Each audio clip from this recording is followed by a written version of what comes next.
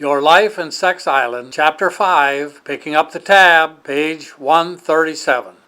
Who pays how much tax on income, wealth, and purchases? We are now at $1 billion in our look at realistic people making $10,000 per year, $100,000, $1 million, $10 million, $100 million, and last, $1 billion in 1 year. Fred and Frola make $1 billion. Fred can still remember when, on the first day of first grade, the nun was taking roll and called out, "Frederick." No one responded. Fred looked around with everyone else. There was no Frederick in the class. Finally, the nun said, "Fred." Still no response. Fred looked around with everyone else. It's disturbing to frightened first graders to have two kids missing. Then she said, "Freddie," and our Fred raised his hand. A boy of many names, if not talents. Fred would never let a lack of talent stand in his way of good grades.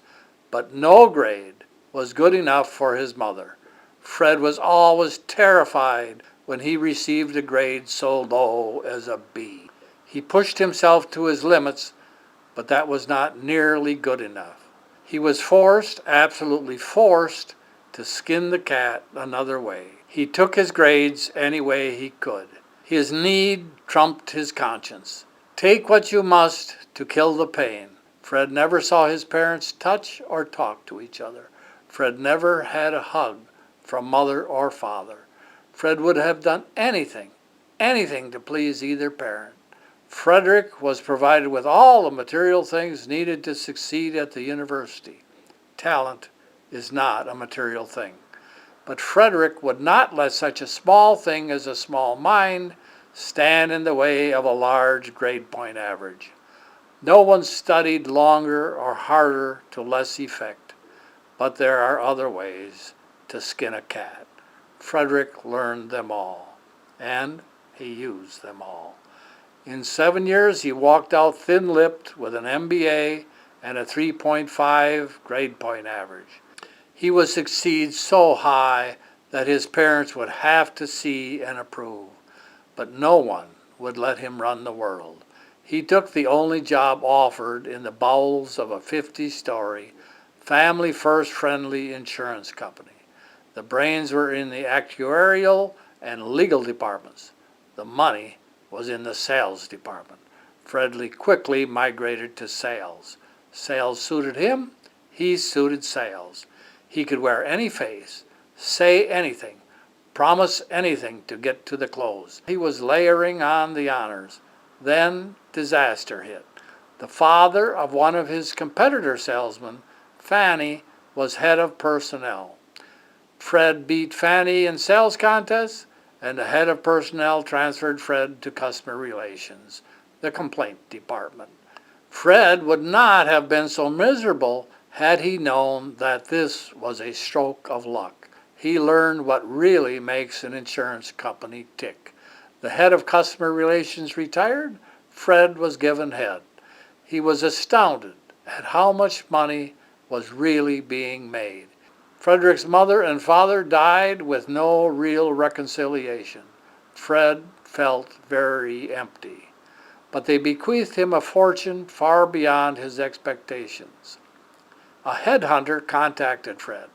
The Fabulous Fair health insurance company was being eaten alive by ever-increasing claims. They needed a savior. Fred needed 5 minutes to decide. He could always return to sales.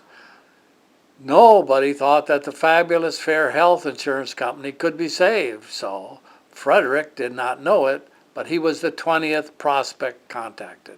He was required to invest heavily in the Fabulous Fair health insurance company to show his personal confidence in the company.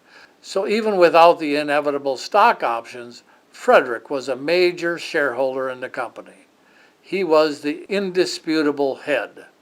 Suddenly, Frederick Fruenskow was president and CEO of the Fabulous Fair Health Insurance Company, a small, beleaguered, failing, unknown company.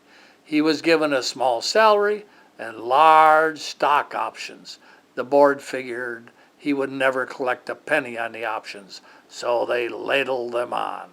Fred took two axioms with him to his new job. One, sell the goddamn stuff. Higher commissions, more salesmen. Two, don't deliver what you are selling. Put some goddamn clauses in the goddamn policies. Pre-existing conditions. It's a wonderful song. Were you born? Well, then it is pre-existing. Anyway, your policy does not cover that particular procedure. Everything else, but not that one. In a year, the Fabulous Fair Health Insurance Company was back on very stable feet. In 2 years, you could hear the roar of recovery. In 3 years, it had branches in every major city in every state. Fred was getting raises, bonuses, and more stock options. Claims had been cut to the core. You could buy health insurance, and as long as you didn't get sick, you were securely covered. Feeling secure is a major benefit. They were selling the sizzle and not the steak. And if you are really sick, you might as well die anyway. Your policy with the Fabulous Fair Health Insurance Company certainly did not cover that. Read the goddamn policy. The salesman did not tell you that. You see, the contract only covers what is written in the, guess what? The contract. You obviously misunderstood what the agent said, and what? You have a tape recording? Even if he did say it, it ain't so. Read the print. Written only counts. Verbal does not trump ink. Read the contract, for Christ's sakes. Frederick's prize salesperson was Flame Flasher. She had changed her name from Frola Freudenbergstein for sales purposes. Frederick had several serious conversations with her about sales. Very serious. Then they started to meet at a local coffee house, and pretty soon over drinks, and they were playing footsie, and then, in the current palaver, they hooked up. He soon found out that she was deeply into S&M, and then into the lifestyle. This was by far the most exciting thing that had ever happened to him. Why he loved being tied up with several women tormenting him and sexually teasing him until he almost went over the edge, he could not comprehend. But he did. Did he ever? Frederick and Flame Flasher flew to Reno and were done with it. It was legal. Let the games continue. To her credit, Flame Flasher had no real appreciation for just how rich Frederick had become. She was not a fortune hunter. She was a foremost gunter. His income, including interest, dividends, and stock options, counting everything that very year, had just hit $999 million. She had just hit $1 million. She thought he was maybe at $2 million. Neither had asked for a prenup. Could they grow old together? Who gives a shit? When you are having so much fun, the future is in the future, not in the moment. And his mother and father stopped haunting his dreams. He was at peace, the greatest gift that could be given. The Fabulous Fair Health Insurance Company's comptroller did Frederick's taxes. Income tax, $4,722,000. Investments, $990 million. Percent of income paid in income taxes, 0.5%. Percent of wealth paid, 0.2%. Income remaining after expenses and taxes, $990 million.